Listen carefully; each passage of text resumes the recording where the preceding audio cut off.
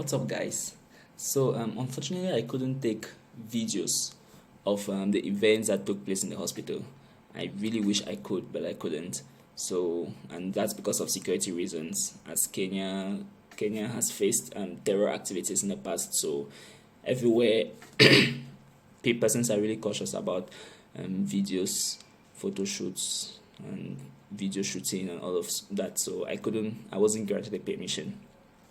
But on the one when I got to the hospital and I sought to find out whether I could get a contact of Dr. Karia, as I was told, or Sister Gwanda, who was a midwife, they told me it wasn't possible because they have already retired from work, and so they went all the way.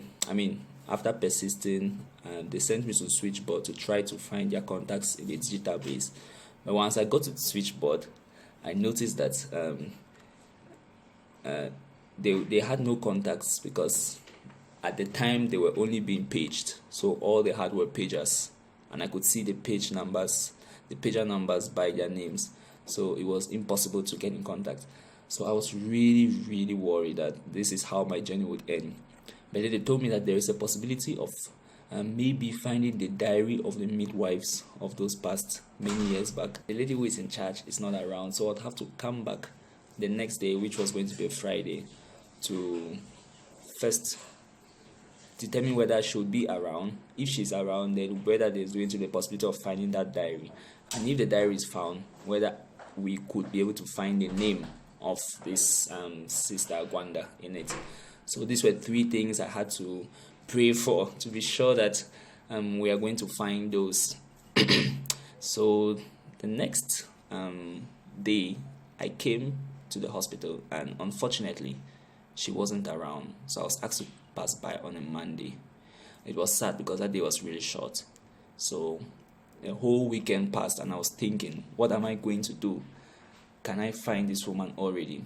So on Monday, when I came at the stipulated time, which was 10 a.m., she was at a meeting, and this meeting was going to take at least 2 hours. She just started the meeting, so I had to wait for 2 hours.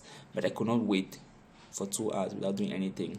So I chose to go to the medical records to at least try to find out details of my delivery, which I did, and I have it right here. This is a sheet that I took. You can see it states a Mater Hospital, and this was the very writings of what I could pick from the medical record.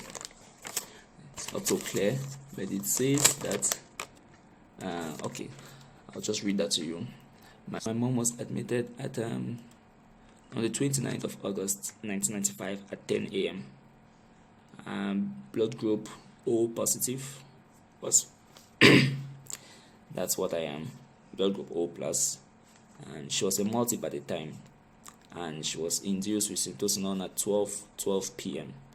So I took my mom into labor for 6 hours 50 minutes. The first stage being 6 hours 35 minutes, the second stage being 10 minutes, and the third stage being 5 minutes. And the date and time of delivery was 30th August 1995 at 7 p.m. My birth weight was 4.02 kilograms, which once I saw that, I was a little disturbed because the normal birth weight should be 2.5 to 3.5 kilograms, but that was 4.02. That's an excess of 5.02 above the upper limit. So I got worried, and so I started thinking, did my mom have maybe diabetes in pregnancy? Which she didn't. I searched and she didn't. And is it just that there's been constitutionally big babies in the family? Which I don't think there is, so I don't really know why I had this birth weight. And the immunization, on the 31st of August, that's the next day when I was born, I was given oral polio vaccine. And but it doesn't show up the BCG vaccine. That's for tuberculosis, which could explain why on my right scar, on my right shoulder, there is no scar as opposed to other persons. So I think that's a little bit of a reason why I don't have the scar. But there was a perineal laceration which was repaired. And so after all this, I was able to, by the time I finished with it and I got back, the woman hopefully was done. And so she was able to come up with the records. But when she came up with the record still, she noticed that it wasn't possible to still get in contact with these midwives. More so because every time they close, after every 10 years, the Kenyan government requires that they recycle all their records. So it was very impossible to find the records of these midwives I was looking out for. So it was impossible for me to get the contacts, and so but the lady really wanted to help me out, which was a very good thing, and she was so kind. So what she did was contact her other colleagues, and they were able to think back at the oldest of midwives or the staff of the hospital. So as they kept popping out names, she contacted about 7 staff members, very old staff members, 25 years and above, and all 7 couldn't. It's the 8th that successfully, or hopefully, or I don't know the word to use, is the 8th that happened to be the sister-in-law to the lady who actually delivered me, and she was present in the hospital at the time when I was born. So the next video will just show you this lady and the little discussions that we had. Thank you. We would put them on the last bed and just draw the curtain, let them rest. The ones who are already 4 centimeters and above, requiring active management, those ones would have a nurse. Okay? But here we had a table. A table, we didn't have these sinks. These have been renovated. Yeah, so now, because now there is that, they are calling it partner labor partner. Yeah? So that's why we have this, I think, for every patient comes with their labor partner, the spouse or anybody, a friend who would go with them in labor, walking with them. Those days it was the nurses to rub their back and to, in fact, most of the time, spouses were not allowed. Yeah, you know it.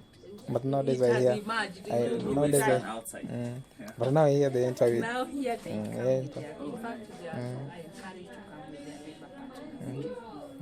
So you can take a snap. Okay, you can end this video. I don't know whether to end.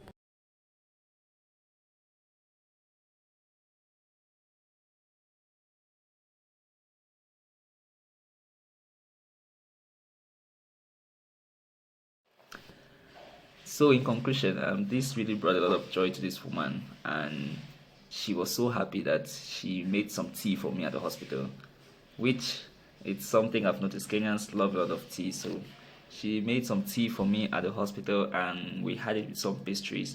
Then she spoke to some of the midwives who are still currently working and those who are in formation, letting them know of the importance of them doing their work so well, so that many years later, maybe a child that they would deliver or may have assisted in delivering may come back to at least show appreciation to them. This meant a lot to me, and she even invited me to her home and made me meet her family, her entire family, including her children, and even prepared a meal for us. And I mean, this was so much love in the air. I don't know how to explain it. I did get the lady's contact though, the lady who actually delivered me. Because she moved to the UK, I couldn't meet her physically. But then I contacted her, and we still keep in touch. I think we are the best of friends, I should say. So what's the moral of this story? It's the fact that even though we must show appreciation to our parents for bringing us into this life, it's always necessary that we show appreciation to those who also took part in the process.